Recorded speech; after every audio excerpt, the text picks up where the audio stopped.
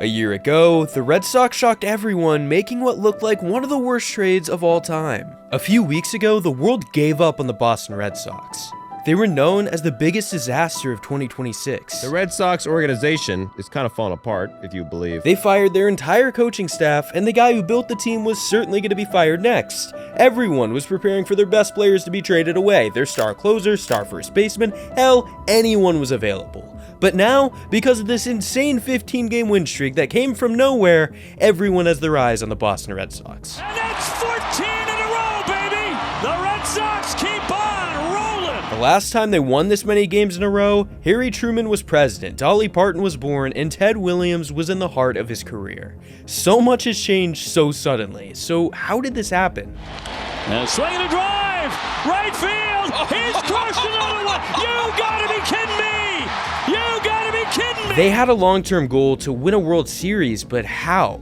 We've had no idea what that plan was or what it would look like until now. And a magic back at Fenway in a big way. Just a few months ago, this was considered one of the worst Red Sox teams of all time, and everyone blamed the guy hired to build it. Greg Breslow, former Major League player, relief pitcher, is the new chief baseball officer. He's running things. According to Breslow himself, the operation would include acquiring, drafting, and developing players internally. He stayed true to that when they got rid of a handful of prospects in return for one of the best pitchers in the game. We talk about extension, velocity, stuff. Throughout his first Red Sox season, Crochet was a top 3 pitcher in the game, and the list of new players Breslow acquired continued going up.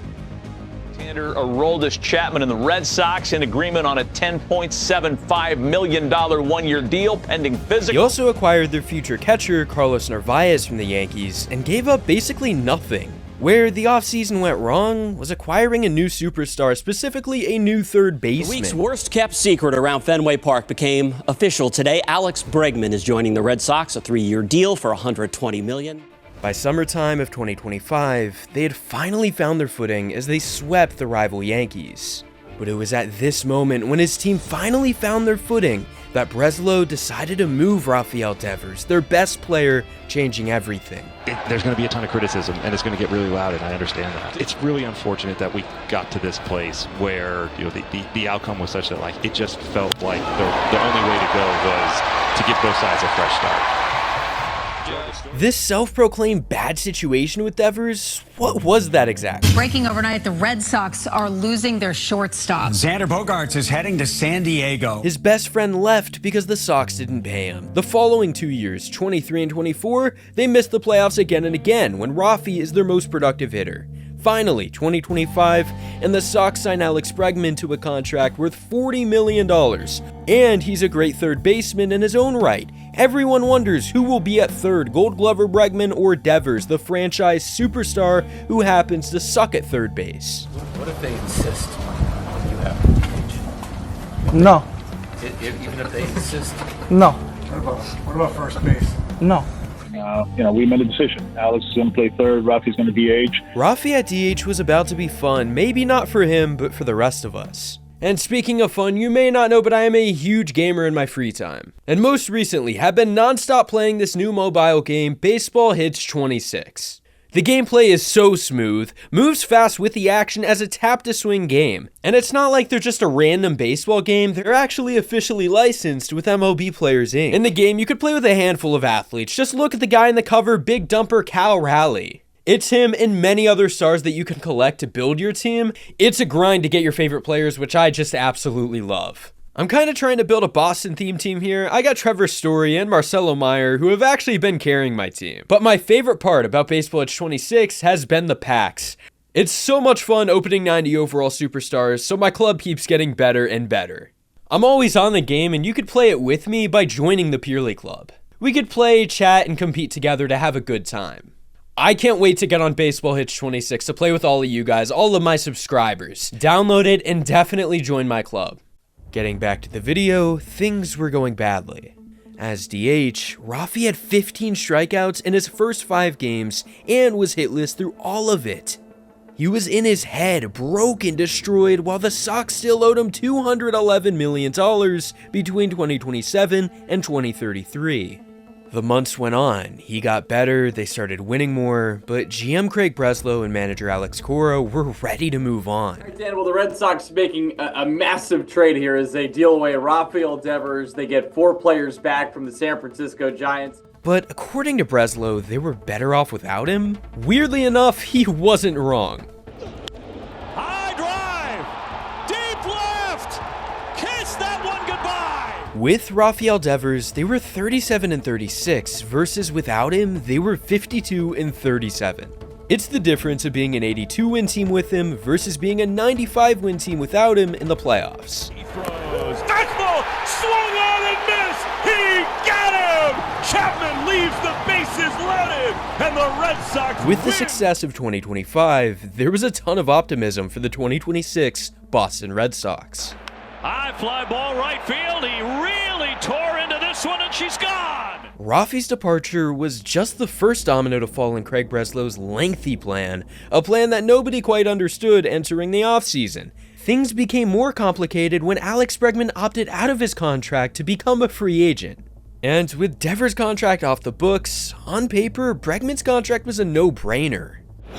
Swinging a high fly ball down the left field line. We weren't sure what was going to happen with him, but in the meantime, Breslow is making this team so much better. Sonny Gray and cash, and that cash is about $20 million going from St. Louis to Boston. Sonny Gray is a veteran star who's shown clear consistency across his career, something they've lacked badly for years. It's no secret that after Garrett, who has been dominant all season, the starting pitching has been inconsistent, and you can kind of track our success by the performance of our starting pitcher. As for their lineup, they had a lot of work to do whether Bregman returned or not. First base, there was a blatant hole with no one to fill it, because the once highly rated prospect Tristan Casas was hurt every year and wasn't very good. Abraham Toro was their leader at the position with a poor 600 OPS. The guy the fans wanted was Mets slugger Pete Alonso, but first baseman Pete Alonso, Orioles, finalizing 5-year, $155 million contract. Sox fans were furious that Breslow didn't land him, that ownership wouldn't spend the money. So Breslow responded. Yes, they've got a catcher they like. Yes, they've got a guy at first base who was hurt last year who's super capable, but Wilson Contreras can do both of those things, and he goes to Boston. The only bad part about this is they had to give a handful of prospects to get him, similar to both the Gray and Crochet deals. The draft and develop concept was never meant to be the prospects playing on the Sox. He wanted them to gain trade value so he could build the roster he wanted, just like Contreras.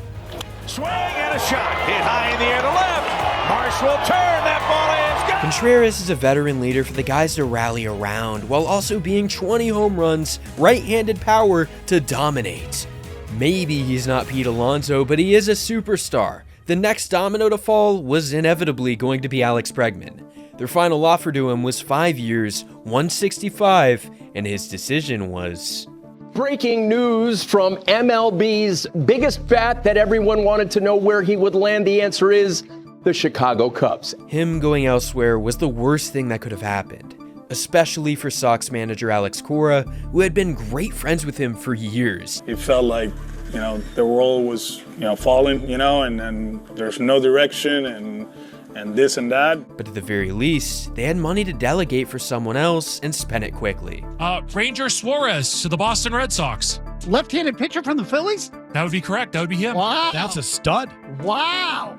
Is he a free agent, Jimmy? He is. Holy crap, where did this come from? And Ranger Suarez strikes him out again. He's got him twice. Their offseason looked awesome, but they had several things to address. They could have added a superstar infielder in Ketel Marte, but their reluctance to trade shortstop Marcelo Meyer stopped the deal from happening. So instead, they made a trade for someone not on anyone's radar. Breaking news, the Red Sox have made a trade on the eve of spring training. It is a 6-player deal with the Milwaukee Brewers. The biggest piece of the deal is Caleb Durbin. He is an infielder who finished 3rd in the National League Rookie of the Year voting last year. Durbin had a great glove, good bat, and solid speed in his rookie season. Through adding Contreras, Durbin, Gray, and Suarez, it's clear that Breslow wanted a team that excelled at run prevention. Something that they've ranked last in since Alex Cora took over many years ago. The only question left in the lineup was the outfield situation, with 5 starting caliber outfielders rostered. Many thought that they'd trade one of them, specifically Jarren Duran, their former All-Star. Shot toward the gap. Duran covers, slides down. But as the months passed, it seemed clear that Breslow was going to keep the logjam, meaning it'd be Alex Cora's job to manage this weird situation properly. Cora was actually very confident. I feel like we have a more complete team than last year.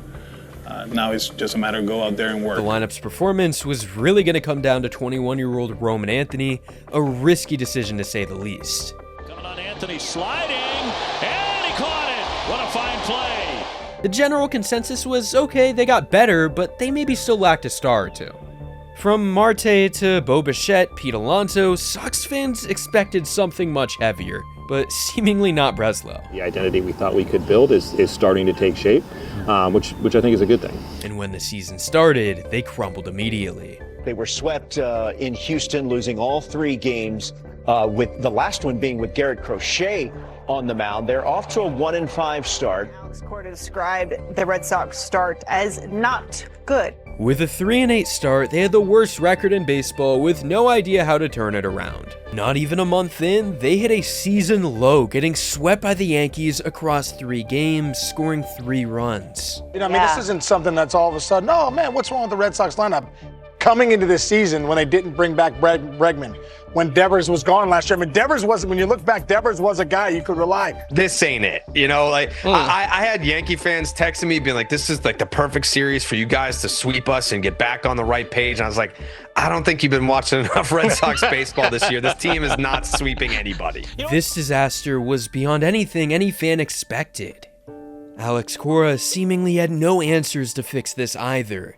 The 2 big young guys, Meyer and Anthony, both couldn't stay healthy and looked unprepared on the field. On top of those 2, veteran Jarren Duran was struggling, and the new guy, Caleb Durbin, couldn't do a thing.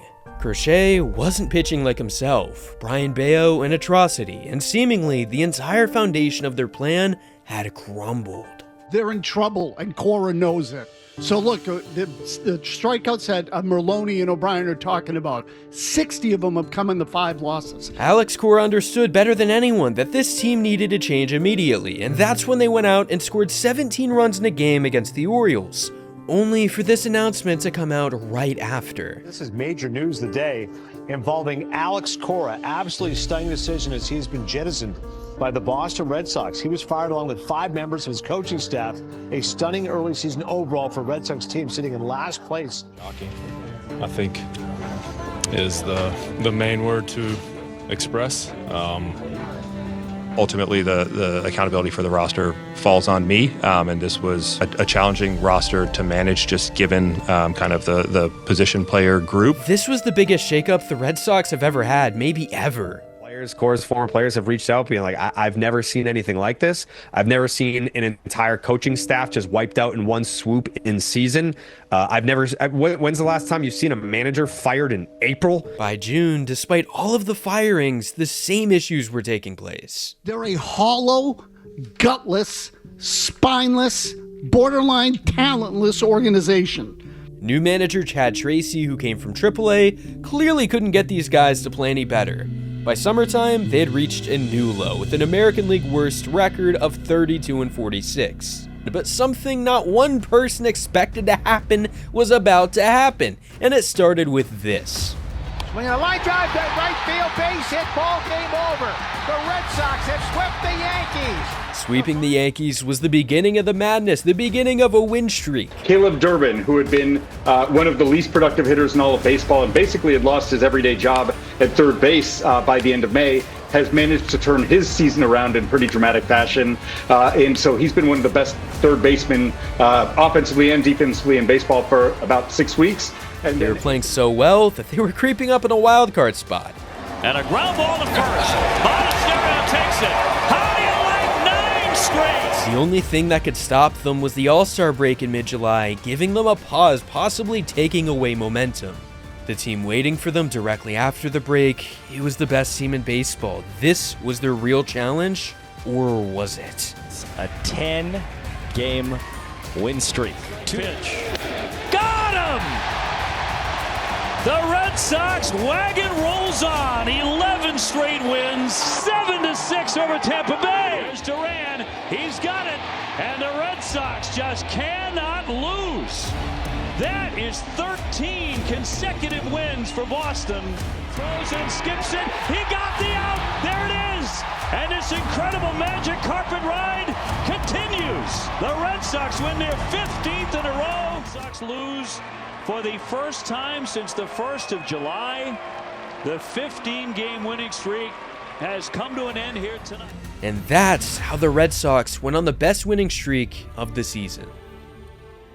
Hey guys, remember to join the Purely Club using the link in the description or the pinned comment. Download Baseball Hits 26. We can all play together. It'll be a great time. Thanks for watching.